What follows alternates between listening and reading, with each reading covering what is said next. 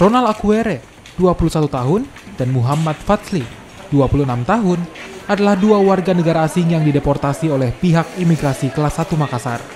Ronald, yang merupakan warga negara Papua Nugini, harus dideportasi dari Indonesia lantaran telah terlibat dengan peredaran narkoba, dan ia juga sebelumnya telah menjalani masa tahanan di Lapas Narkoba Bolangi, Makassar. Sedangkan untuk Muhammad Fatsli yang berwarga negara Malaysia, melanggar izin tinggal. Hingga tahun 2019 ini, ada 6 warga negara asing yang telah dideportasi oleh pihak imigrasi kelas 1 Makassar. Kalau untuk yang Papua Nugini ini baru saja dia menjalani hukuman selama 4 tahun di lapas narkotika di Bolangi. Kasusnya kasus narkoba, dan kemungkinan minggu depan juga kita akan deportasi ke negaranya. Kita tinggal menunggu asli dokumen perjalanannya dari perwakilan